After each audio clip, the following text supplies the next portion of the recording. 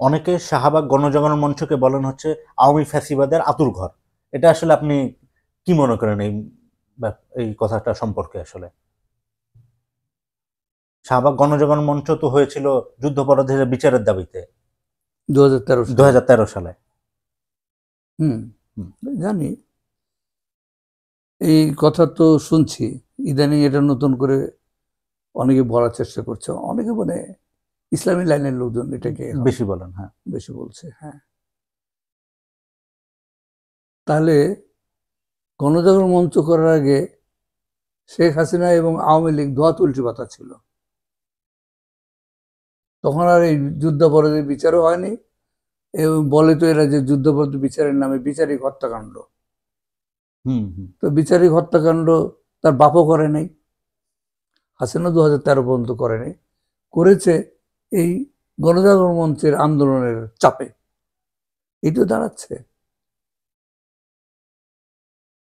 তাহলে 71-এ যুদ্ধাপরাধ হয়নি, হত্যাকাণ্ড হয়নি। এ তো বলতে চাই এই এই লাইনে যারা বক্তব্য দেয়, এই আসলে তো দ্বারা যারা সেটাই কথা বলতে বলে, হয়, সেটাই বলতে হয়, কারণ তারা যদি যুদ্ধাপরাধ করে না থাকে, এটা আমার কাছে সবসময়, এটা আমার মাথায় প্রশ্নটা ঘুরে যে তাহলে কারা যুদ্ধাপরাধটা করেছে আসলে, সেটাও তো তারা উত্তর দেয় না। যাদের মানে বিচার হয়েছে, তারা যদি যুদ্ধাপরাধটা করে না থাকে তাহলে কারা করলো, সেটাও তো বলে না এরা। এই যে যারা বলতে চায় যে এটা হচ্ছে বিচারিক হত্যাকাণ্ড, তাহলে তাদেরও তো বলা উচিত যে না, এটা হচ্ছে যাদের বিচার করা হয়েছে এরা আসলে যুদ্ধাপরাধটা করেনি, করেছে অন্যরা। সেটাও তো তারা দেখায় না। না কিছুই হয়নি 71 সালে। কিছুই হয়নি, সেটাই বলতে হয়। 71 সালে কিছুই হয়নি। একটা ঘুম দেওয়া হয়েছিল, 25শে মার্চ রাতে ঘুমটা শুরু হয়েছিল, 16ই ডিসেম্বরে একদম 16ই ডিসেম্বর ঘুম হয়ে গেছিল। মাঝখানে কোনো ইতিহাস নেই, ঘটনা নাই, কিচ্ছু নাই। আমি নিজে এই 9 মাস ব্যাপী যুদ্ধে নিজে ছিলাম, সারা দেশ আমি ঘুরেছিলাম যুদ্ধ সংগঠিত করার জন্য, স্বাধীনতা যুদ্ধ সংগঠিত করার জন্য। তার আগে পাকিস্তান ভাঙার মানে স্বাধীন পূর্ববঙ্গে স্বাধীন করার রাজনীতি, এটা তো অনেক আগে থেকে আমি করে আসছি। যুদ্ধ শুরুর পরে পাকিস্তানের বিরুদ্ধে এখানে পূর্ববাংলার স্বাধীনতা যুদ্ধ সংগঠিত করার জন্য আমি তো আর আওয়ামী লীগ করতাম না। আমি যে পার্টিতে ছিলাম সে পার্টির মধ্যে থেকেই আমি এই যুদ্ধের রাজনীতি সংগঠিত করার চেষ্টা করেছিলাম, যুদ্ধ সংগঠিত করার চেষ্টা করেছিলাম। পূর্ব বাংলা কমিউনিস্ট পার্টি করতাম তখন। নেতৃত্বের সঙ্গে আমার অনেক পার্থক্য ছিল এইসব প্রশ্ন, অনেক প্রশ্নে এইসব প্রশ্ন ছিল। তারপরেও জেনারেল লাইন, একটা সাধারণ লাইন ছিল পূর্ব বাংলার স্বাধীনতা, সেক্ষেত্রে পার্টি ছিল। তো আমি সেই লাইনটাকে ধরে সারা দেশব্যাপী আমি চেষ্টা করেছি, আমি ঘুরেছি, অনেক বিপদ বা অনেক ঝুঁকি নিয়ে আমি ঘুরেছিলাম। পশ্চিমবঙ্গে গেছিলাম, তখন তো ভারত আমাকে পারলে পেলে মেরে ফেলে এমন অবস্থা। ওদিকে ভারত সরকার, এদিকে মিলিটারি, আর্মি। পুরস্কারও ঘোষণা করেছিল ধরিয়ে দেওয়ার জন্য। তো তাই হ্যাঁ, আমার নাম হওয়ার জন্য বিপদ পড়েছিল একজনের কথা তো আমি জানি, বলেছি একবার তোমাকে। একই নামের কারণে। খুব নিরীহ মানুষ ছিল, নিরীহ, বেচারাকে মেরে ফেলে দিতে হয়তো, সাথে সাথে মানে লোকজন তার জন্য মুভ করেছিল, বেঁচে গেছিল। কিন্তু 9 মাস তাকে মানে যুদ্ধ স্বাধীন পূর্ব বাংলা স্বাধীন হওয়ার আগ পর্যন্ত তাকে জেলে রেখে দিয়েছিল ভারত সরকার। তা এখন এসব অভিজ্ঞতা তো আমার আছে। কারণ আমাকে বললেই হবে যুদ্ধাপরাধ হয়নি, আমাকে বললেই হবে না যে, বললেই হবে যে জামাতে ইসলামী ইনভলভ ছিল না যুদ্ধাপরাধের সঙ্গে, এই হত্যাকাণ্ডের সঙ্গে, এগুলো বলে পার পাওয়া যাবে? আমি কাগজ তখনও পড়েছিলাম, লোকজনের সঙ্গে কথা বলেছিলাম, সারা দেশ ঘুরে আমি বিভিন্ন জনের কর্মকাণ্ড আমি জানি। এই সাইজের কি কর্মকাণ্ড ছিল সেটা আমি শুনেছিলাম, যুদ্ধের পরপর শুনেছিলাম। ঠিক আছে, শোনার কথা বাদ দাও, আমি ওই এলাকার লোকের কাছ থেকে শুনেছিলাম, ওটা বাদ দিলাম।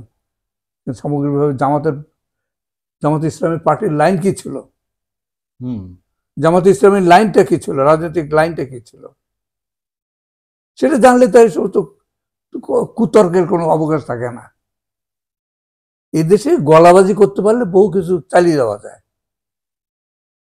সেই জন্য একদল লোক হাজির হয়ে গেছে এখন, মানে মানে তারস্বরে বলার চেষ্টা করছে যে মানে যুদ্ধাপরাধীর নামে বিচার হয়েছে, যেগুলো হত্যা, আসলে সেগুলো বিচারিক হত্যা। হত্যা, হ্যাঁ বিচারিক হত্যা, এগুলো সঠিক বিচার হয়নি।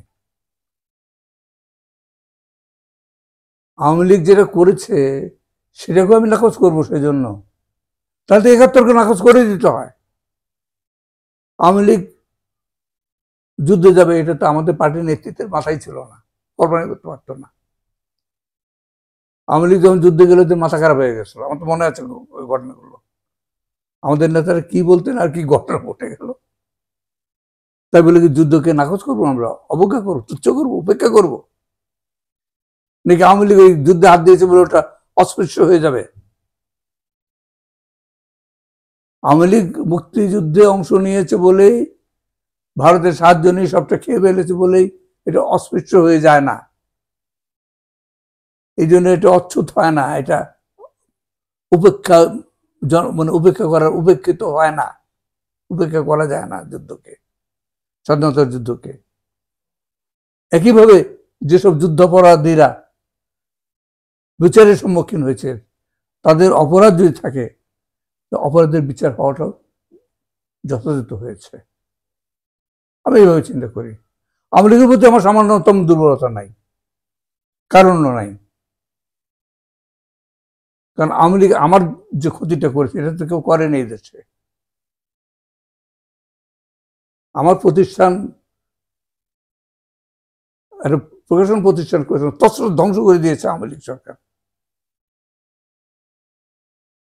একটা প্রতিষ্ঠান গড়া কি জিনিস। এখন এই যে একদল লোক রাস্তায় মানে নেমেছিল, এরা হচ্ছে কি সিপিবি অফিস বন্ধ করো, দখলই করে ফেলবে প্রায়। দখল করো, দখল, হ্যাঁ দখল করো।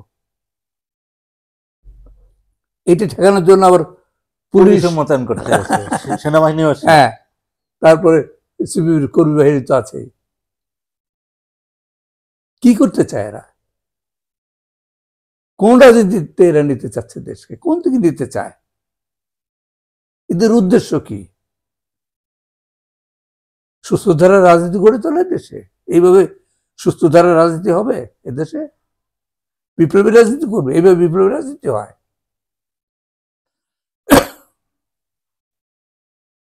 সিপিবির সমালোচনা আমার আছে,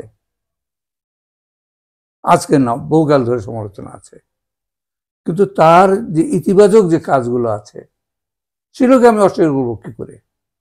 আর সিপিবি যাই হোক, সিপিবি তো আর সেই অর্থে ফ্যাসিস্ট কোনো কোনো ক্ষমতাও কখনো ছিল না তাদের।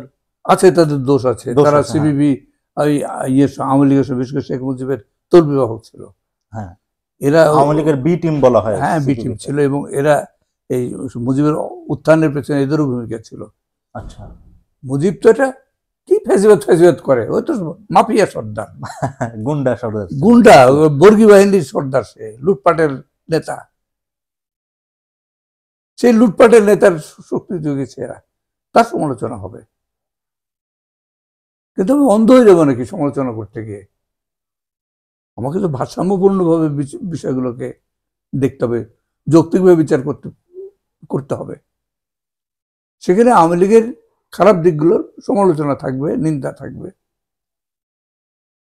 কিন্তু তাদের ভালো যে কাজগুলো সেগুলো নিন্দা করবো কেন?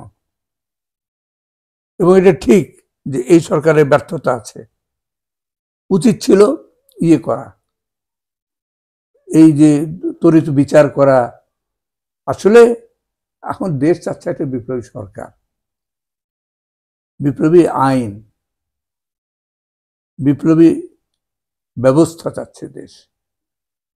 বিপ্লবী সরকার আসা উচিত ছিল, সেটা হয় নাই। তার মানে সেটা হবে না, এটা তো হতে পারে না। একটা আন্দোলনের মধ্য দিয়ে, একটা গতিধারার মধ্য দিয়ে সেটা হবে। আমি মনে করি দেশ সেদিকে যাচ্ছে, কিন্তু এটা ওই উগ্র ইসলামী শক্তির হাত ধরে হবে না।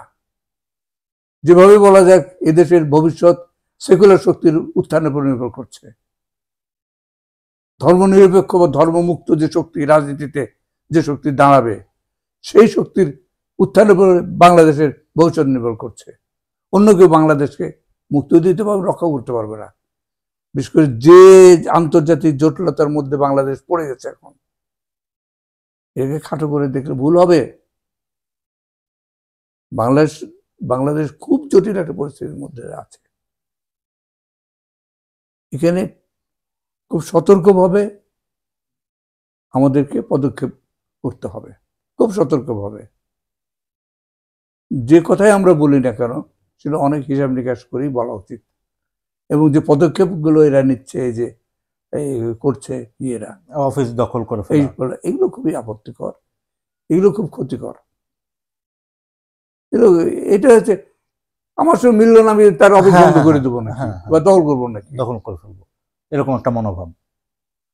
বলতে দাও, তাদেরকে বলতে দাও।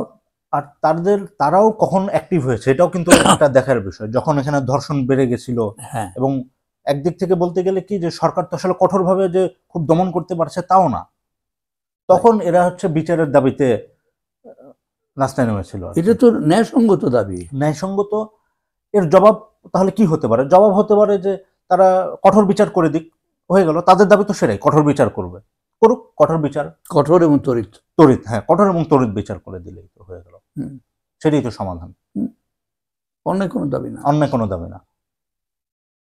এখন গণজাগরণ মঞ্চের লাকি আক্তার এই কথা বলেছে, সেজন্য এটা অপবিত্র হয়ে যাবে, এটা কোনো কথা হলো? যুক্তির কথা হলো নাকি? হ্যাঁ, লাকির সমালোচনা থাকতে পারে যে এই যে কয় মাসের জন্য আন্দোলন হলো, 5 মাস না 6 মাস ভুলে গেলাম, ওই যে জুলাই থেকে আগস্ট পর্যন্ত, হ্যাঁ, কয় মাসের আন্দোলন? 1 মাস। জুলাই 1 মাস না 1 মাস হচ্ছে 1 মাস আন্দোলন। আমরা সেই সময় তাকে দেখা যায়নি, সেই জন্য তার ভূমিকা নেওয়ার কোনো অধিকার নাই নাকি? এটা কোনো কথা হলো নাকি? এটা তো জলে কেন? লাকি আক্তার থাকার কারণে। লাকি আক্তার সেই সময়, সেগুলো নিয়ে আমরা প্রশ্ন তুলতে পারি।